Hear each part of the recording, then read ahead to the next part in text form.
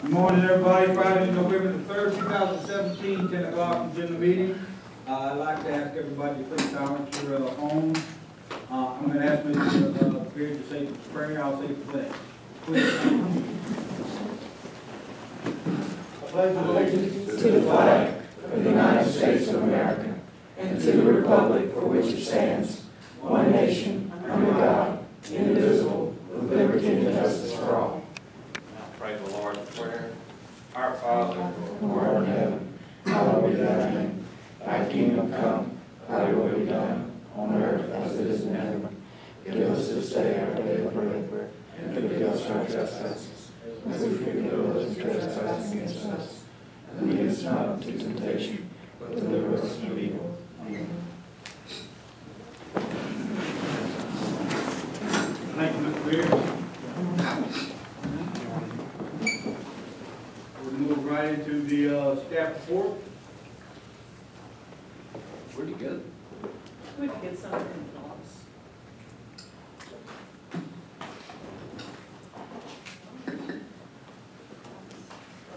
Well, hang on. We go to the next one.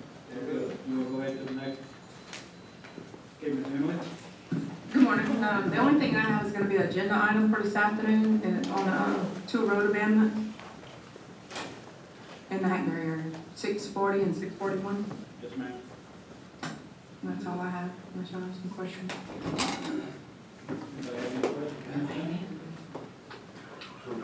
We're going to have to listen to Ryan talk quite a bit today because he's the only one got any information, I guess. Yeah.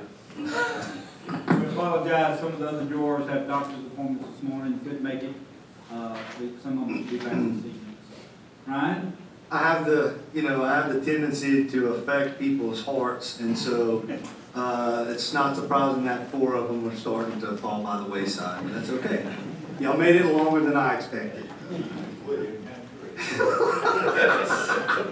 Hey, don't tempt me. We get through some of these updates, y'all might want to assist in the moving process. First of all, it's Bama week, so go Tigers. Let's get that out of the way. We got a little game tomorrow night. Astros won the World Series. Again, that's pretty good. Not bad. Go Stros. First of all, we're going to give you a little update on the planning assistance to the state grant. If you recall, we started this process back in June, July, a program that we were made known by the Corps of Engineers where we could cost share, look at coastal restoration issues for our entire parish. We do have a Cameron master plan that was mainly developed to identify projects. We didn't want to spend a lot of time and money on hydrologic analysis, things like that. We wanted to get a concept on paper and then move forward in identifying how do we analyze these projects against one another. We have the state master plan that also went through a lot of that analytical process.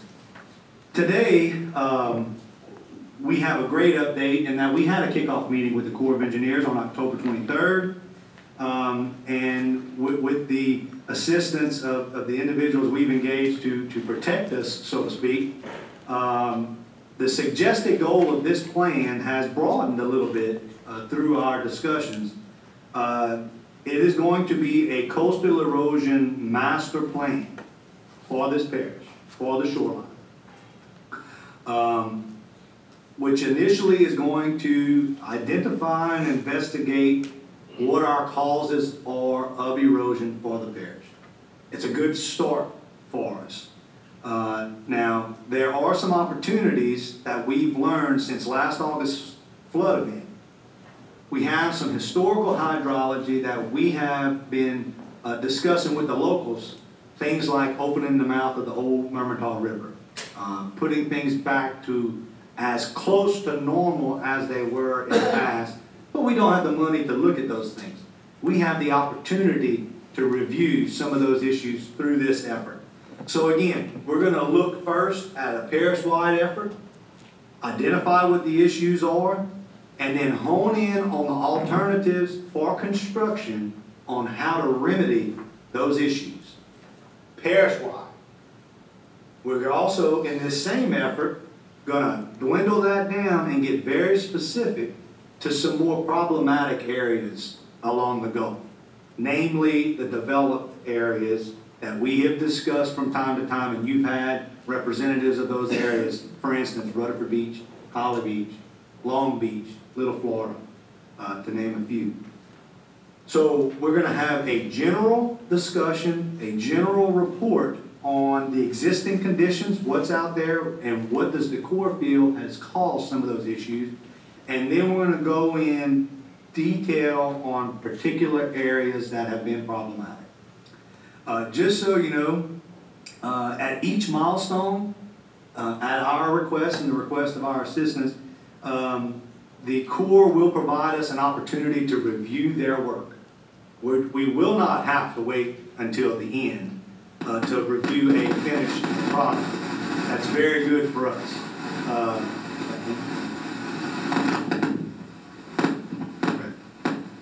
Somebody's telling me to wrap it up. It's not going to work. White noise don't bother me. So the Corps is going to provide us with regular updates for our review and edification.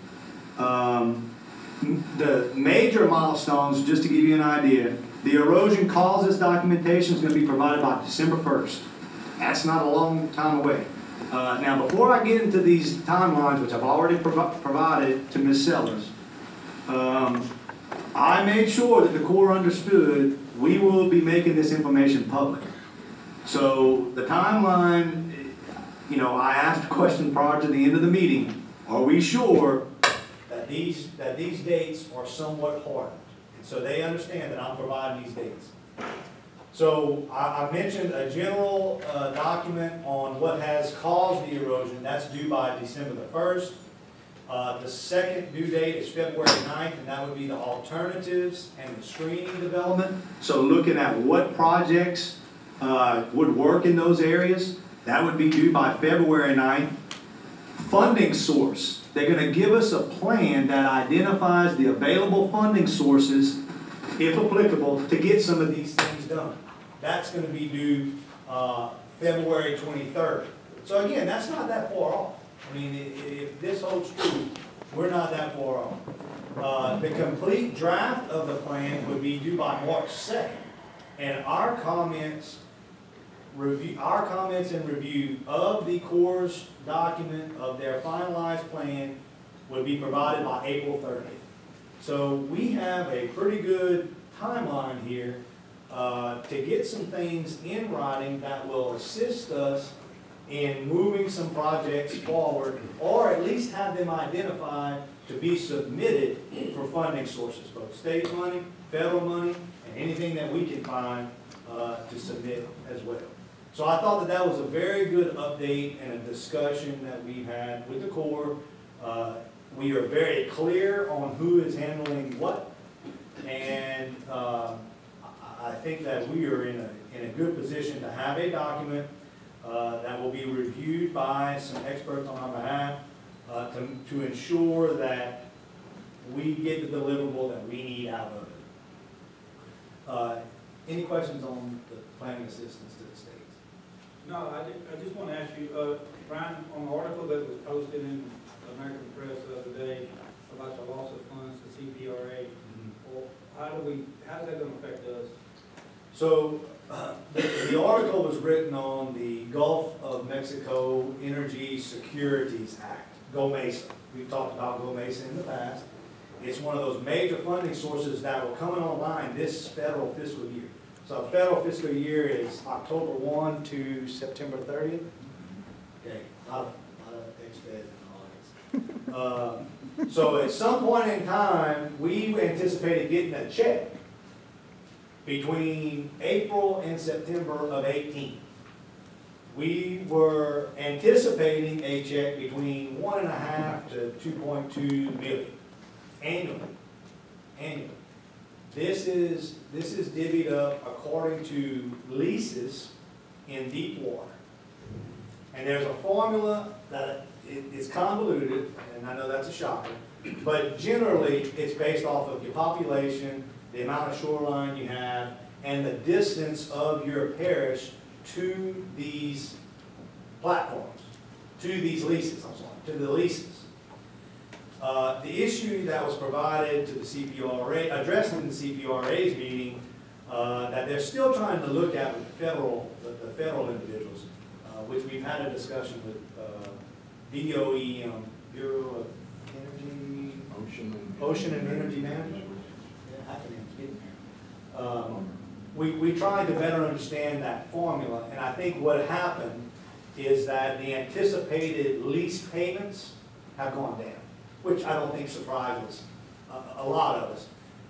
It wasn't a policy change, because if you recall, twice in the last 2 years, there was an effort to raise that money by other states and have revenue sharing type agreements where that money was being spread out to other areas. There was also a counter effort to keep it the way it was, and so we're good up until this point.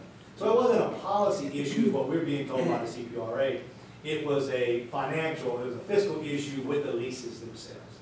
So we still stand in line to get something. Those numbers will fluctuate annually according to the leases. So it could be less than what we expected. I think the CPRA, what they have put out is it was half of what was expected. But again, they are setting up meetings to go to DC and to better understand what exactly happened and how do we project that moving forward. Okay. So it's still a dedicated revenue stream for us to use for coastal projects. The question is, how do leases impact it, and what do we eventually get financially? Okay, thank you. And the next thing I had, Ms. Morso forwarded the jury an invitation to a meeting with the Secretary of Louisiana Economic Development on the Industrial Tax Exemption Program. I want to thank her for making us aware of that meeting because we were not initially contacted. But as you know, with the Governor's Executive Order, there was a lot of changes in ITEP. And so it was good for all of us to sit there and make our concerns known with the Secretary of the Department and with other parishes. And so we did hear some new ideas that we have not tried so far. And then we heard some of the similar issues that we have experienced here in the past year.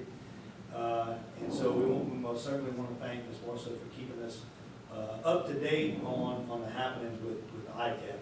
I think it was a really, really good meeting. And finally, on a little bit of good news, last August we had the flood event. It was disaster 4277, federally declared disaster.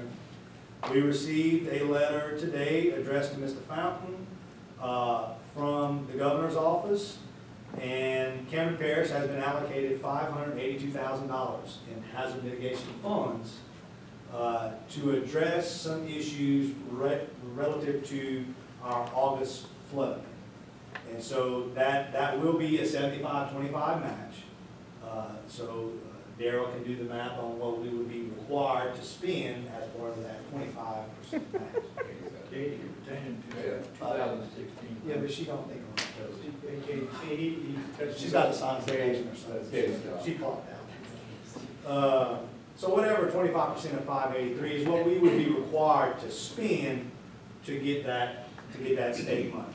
And our applications are due January 19th.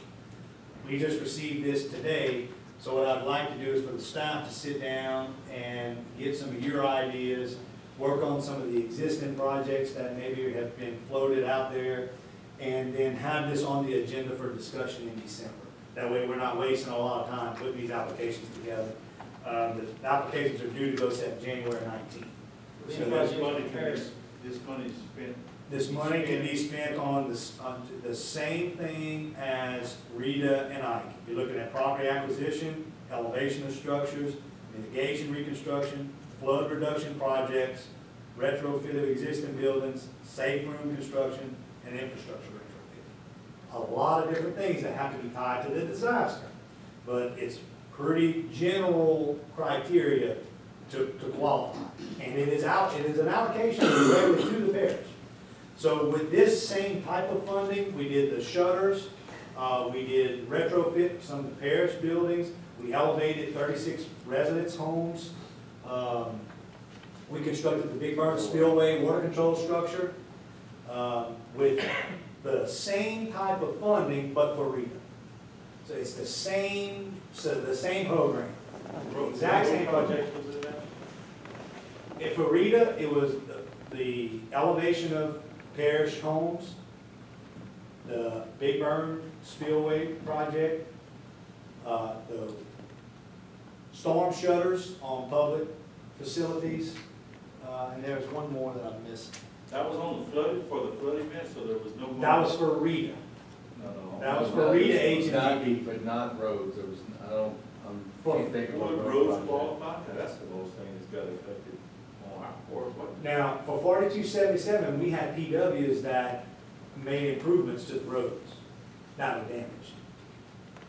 But infrastructure retrofit is a mitigation problem. It is helpful. So we have, again, we're gonna have to tie it to the storm and where the impacts were, but we have a somewhat broad definition of All right, so there's gonna be. viable project. We didn't do any. There'll be some discussion later. Yes, I think we need to brainstorm and by December have some ideas of projects. That's all I have. Really? 13 minutes. 13:30. I don't even know if I spoke last time. So I'm bankrolling You know it's this. bad when you get time by OEP. All right. That's all I have. Anybody have any questions for Ryan? All right, speaking of OEP. Hey! Good morning. I'm glad, guys. Yeah, let's do it here. Oh, we look at it all? I sent in my monthly update, so if you have any questions for that. The only thing I want to say, we're wrapping up with the hurricane season, but the spoiler alert is, as long as La Nina is doing what it's doing, we'll have another active season next year. So, get the ball rolling. I'm going to do a school next month. Remember, we had controversy and aggravation about not having a shelter in the parish while the evacuation. Well, all us directors have been having meetings, and we found a source that we can think we can do this.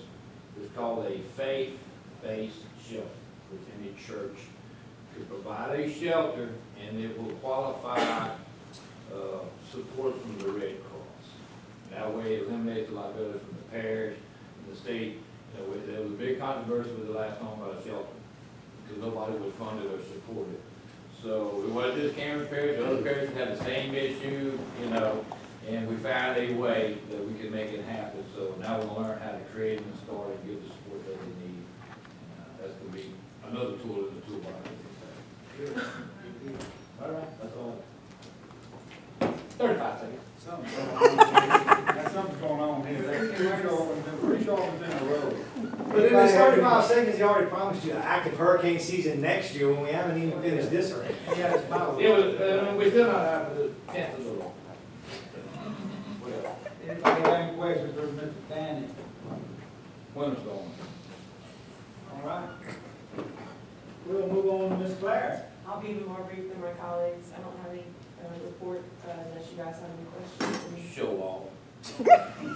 And we're gonna stretch it out. I know, your favorite. We're gonna stretch it out. How's the court doing? I think things are going well. I fully anticipate that the port will have adequate revenue to be fully self-sufficient before the end of the time frame associated with our agreement.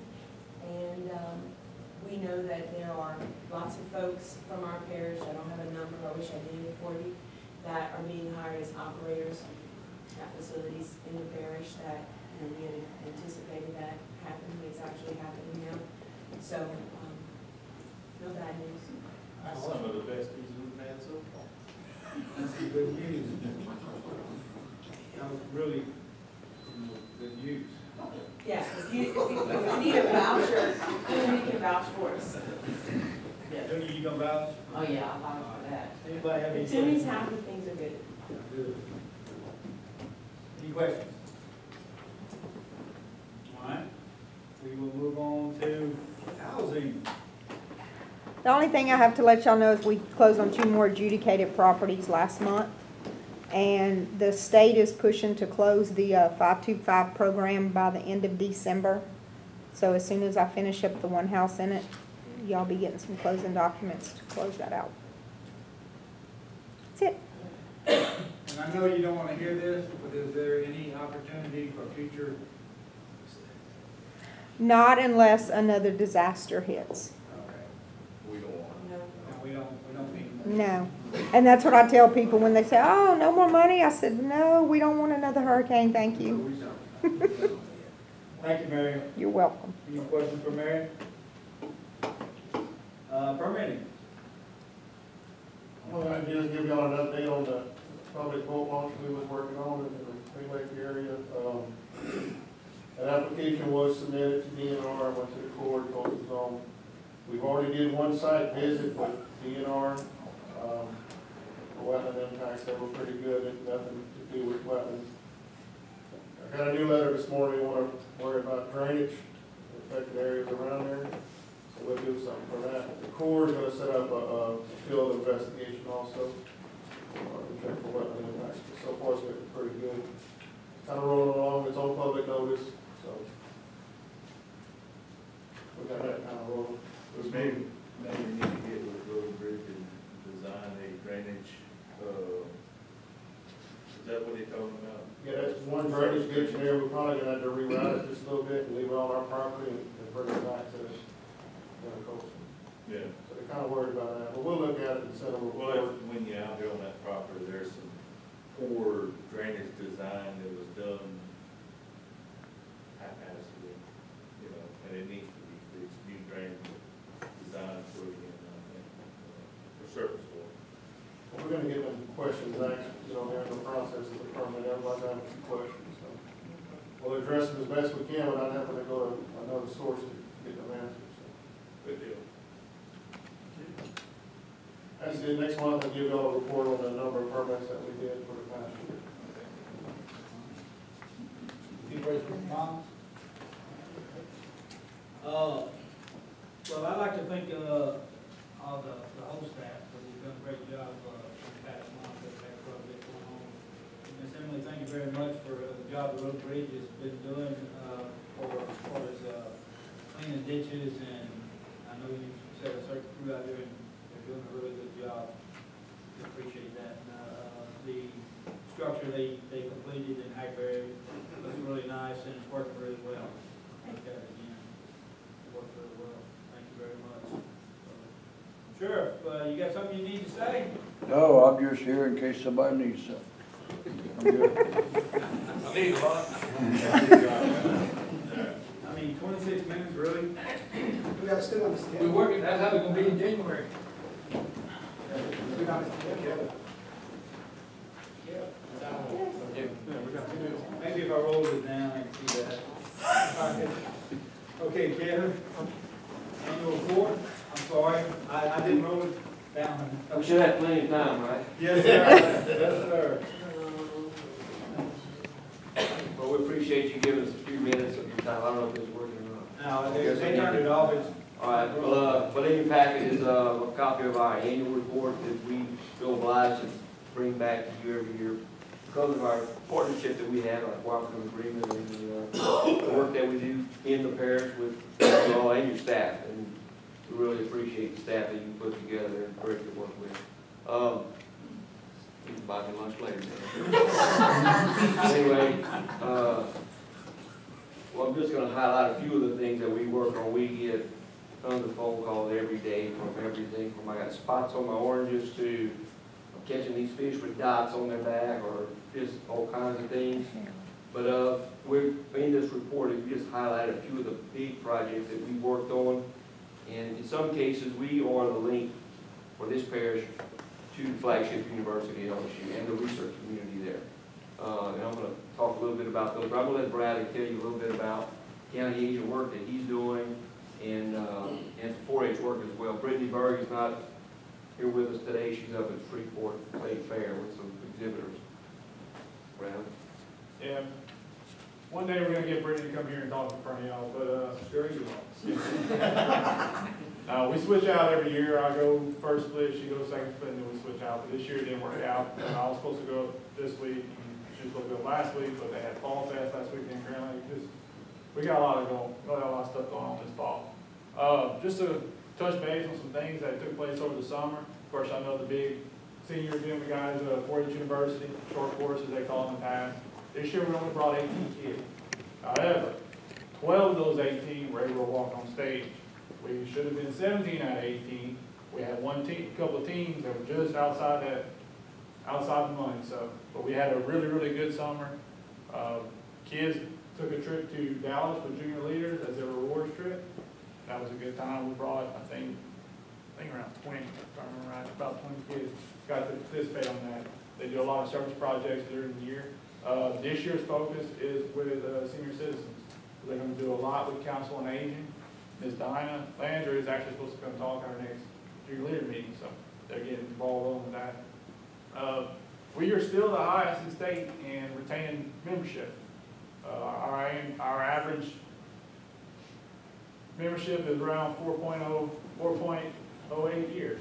So the state average is a little bit below 3 years. So we are still the highest for retaining that ownership, which is something we should be proud of. We have a lot of active kids in our parish. A lot of y'all grandkids, nieces, nephews. Y'all's kids were in this one time as well. I said it last year, parish administrator was one of our very active members at one time. I believe Ms. Claire too. I think we got some pictures way back in the day. So just to touch on that, project club, livestock is still big. We got state fair going on right now. A lot of kids still participate in that. We're getting ready for show season already. Animals are being tagged, forms are going out next week, club meetings. Shooting sports, we got 30 members right now enrolled. We got practice on Sunday. So we're getting kicked off very, very well. Just some things on my end, that was just on the 4-H side. If y'all have any questions, please stop me. On my end with the ag work, y'all know last year we had a lot of rain, a lot of bad flooding. We had some projects lined up with some landowners. Well, the flooding kind of took care of that for us. We really couldn't get a lot of things kicked off. Did some work with Miss Danny this year with on the disaster. Hopefully we don't have to do that very often, Miss Danny. Absolutely not. We y'all can see some pictures of some things that happened in the annual report. Down in the Johnson Bayou area where they took the bulk of the flooding coming from the Sabine River. That was what pastures look like now. That's probably what it's going to look like till next year. We've done some horticultural work as far as, like Mr. Kevin said, getting phone calls. We still get phone calls a few times a day about problems in gardens, problems with citrus trees. We did a demonstration project at the office on using raised beds. As you know, I've sent a few articles to the pod as well. But with the raised bed project, it's good if you just want a little garden just to try to get some fresh vegetables. There are some advantages to it. Very cheap, cost effective, don't have to have big equipment. However, it can be, maintenance can be a big issue. You do get a lot of weed pressure, water, you got to water a lot. Okay, those boxes don't hold a lot of moisture. So that was some things we try to get out to the public. Anything else? I can ramble on and on, but I know y'all only 10:30. So. Wait, you didn't hurt me. Now, a question for you. You talk about the citrus tree, the fruit on the tree. I know my son has several orange trees and Saxon and Concord, and for some reason this year they have not. I mean, it's like last year. I mean, they were hanging on the ground. Yeah. And this year it's like nothing. And if they do have fruit, it's spotted, or it's either high or it's either high or it's low. Is there a reason for that, or I know this probably y'all don't want to hear that, but I'm just kind of curious. No, it's one of the problems you see with a lot of rain. During flowering, and we've seen this with crops this year. We've seen it with fruit. Okay, during the flowering, when the flowers are trying to pollinate, make the fruit, you get a lot of rain. Pollen does not get to all the flowers. So it'll be high, it'll be low. I said in between. You won't see nothing high, you'll see it in between. Well, actually, the rain's going to wash all your pollen down. So that's one. I never knew that. That's one of the things about this year. Not a lot of people say, well, it's just water. No, it affects a lot of things. If it's warm and moist, you're gonna have disease problems. Okay, that's just how it works. You got a good incubation for diseases, they're gonna procreate and get big. Insects too. Stink bug issues. We had a bad stink bug issue this year. Crops, it wasn't so bad because their incubation time was lengthened to where they didn't really get to hatch and multiply like they normally do because of the rain. I mean, which is a good, bad thing, but at the same time, but the rain does have an effect on a lot of things. Rice crop in general, you gotta have water for rice. However, during flowering, rice has to flower. It's the same thing, that we reduce yields this year because during flowering, there's a lot of rain and it just washes the ball out. And it cuts your yields about a good 30%. That makes sense. I never knew that. I appreciate that. The more you know. My area of work is with the C-Grant program, and we've been pretty active here in Cameron Parish since mid-70s, I guess. But a couple of things that we've worked on recently, been direct marketing of seafood products, improved quality of seafood products, and that program, I got an email yesterday, was awarded a statewide notification award yesterday, Louisiana Fisheries Forward. So I'll be going to Baton Rouge to participate in that in December. Another thing that Darryl was telling me earlier, he attended a meeting or was privy to a meeting about the Roseau scale issue. It's primarily in the eastern part of the state, and it's fairly far north. It's even on the North Shore, north of New Orleans, and it's back into Terrebonne Parish to the west. It's not been found here yet. And we've actually had folks wishing it would get here because our Roseau stands are different than the Roseau stands in the eastern part of the state in that where they are on the mouth of the Mississippi and on those riverbanks, it's always there holding the marsh together. For us, it's a nuisance. We get phone calls pretty regularly from duck hunters, marsh landowners, fishermen, whoever they are, they want herbicide recommendations. And there's a lot of money spent to control Roseau in this parish. So when it does get here, I don't think we're going to have the same issue. If you knock out a stand of Roseaus, we usually get something else coming in, something better. We set back that successional stage in the marsh ecosystem, and we get something that's beneficial probably. Another project that we worked on for the last couple of years is the Salvinia Weevil Nursery. The Ag Center operated those nurseries for several years now. Local landowners, big landowners, and as well as Louisiana Department of Wildlife and Fisheries have partnered with us and distributed these weevils all over the coast. And for us in Cameron Parish, it's one of the most successful projects I've ever been involved with. I couldn't help but think in putting this report together, I can remember seeing pictures of parish employees standing on W1 West on a mat of giant salvinia. It was so thick in the water current stacked against that structure, water could not get out. If we had had that this year with all the flooding, we'd have serious problems. And W1 West and that marsh is not the only area that we have giant salvinia now. It's everywhere. But we did a wrap-up sampling yesterday in Miami Corporation Marsh, and you actually have to hunt to find salvinia this time of year in Miami Corporation land. And when you do find some, you'll pick a plant up, and the guy with us yesterday picked some up and found 3 or 4 weevils on that 2 or 3 little sections of the plant. So they're there, they've survived for years now. So we think that they've adapted to our climate, and we've got this plant under control at almost no cost to any landowners, other than getting it out there and moving it around. What y'all gonna do with them water lilies? That's the other thing that's coming on. The flea beetle is out there, which is feeding on alligator weed, and it feeds some on it. Yeah, the other thing, when you get these waterways clear, and we get a lot of fresh water like we had the last couple of years, we get water hyacinths and other things, there's always going to be something. We've got another invasive species on the horizon, very near us, and that's the apple snail. It's been found up in the Lake Arthur area. You can't go near a tree on that lower Lake Arthur area where it dumps into Mermentau, and there's not a bright pink egg mass there every.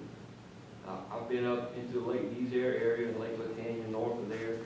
Don't see it there. What's The problem with it is, in some of the freshwater marshes in the Homer area, it is totally denuded those marshes from submerged aquatics below the water line. so they just eat everything up. everything? And they'll retract into their shell, seal themselves off with what's called a foot or their seal, and they'll float. Water will carry them to a new location. And they've not showed up in any rice fields yet, which was a big figure. For some reason, they're just not there. And the birds carry the eggs?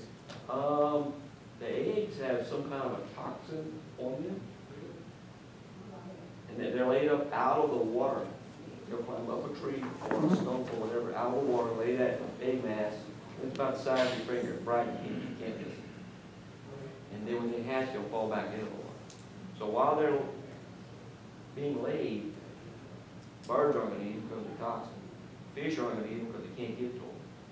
So they're pretty prolific and they're around. And I was just wondering, a lot yeah, they're big. A lot of stuff carries. Their size are birds' small. eggs, the eggs carry on birds' eggs and stuff like that. Now, these are actually laid on a tree trunk or a frozen cane, just anything out of the water. And, You just need to create a recipe for them. they are out. Well, Get a recipe. we're not recommending that people eat them because if you don't fully cook them, they are an intermediate host for the rat, lung, or parasite. So you don't want that. But they are edible. I'm not eating. No. But the other issue that we've been heavily involved with is the oyster issue here in Calcasieu Lake. It's an ongoing problem. Those reefs just seem to be in decline and have been for a lot of years. Even through a 6-year closure, we saw decline through the closure. So it's something else at play, something big. Hopefully when we do finally get this salinity control in place, and if it does actually come to construction, that will remedy some of that problem. We'll have reefs created further away. There are some funds available, and Calcasieu Lake is listed for some additional recreation, cultural material in place. And we've been here a couple of times and made presentations on off-bottom culture.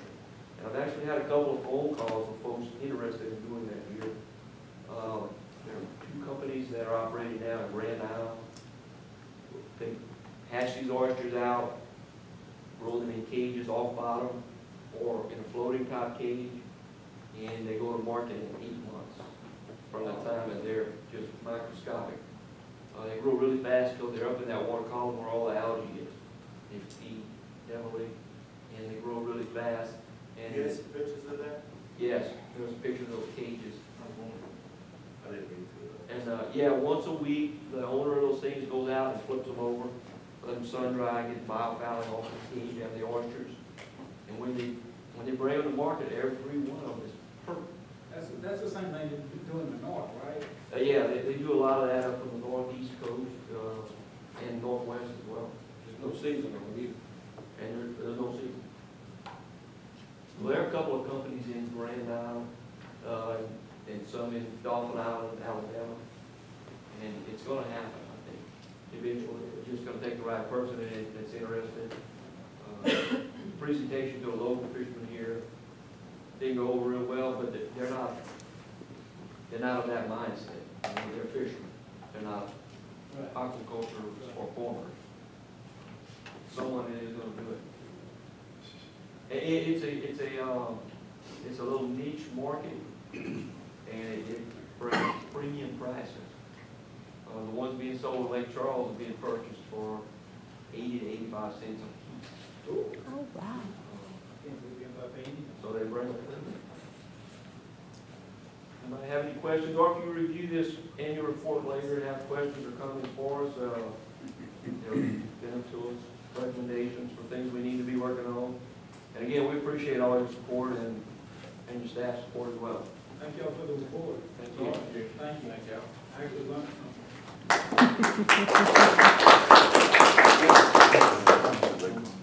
Mr. Charlie, you got anything? No, I just, here to back up Ron.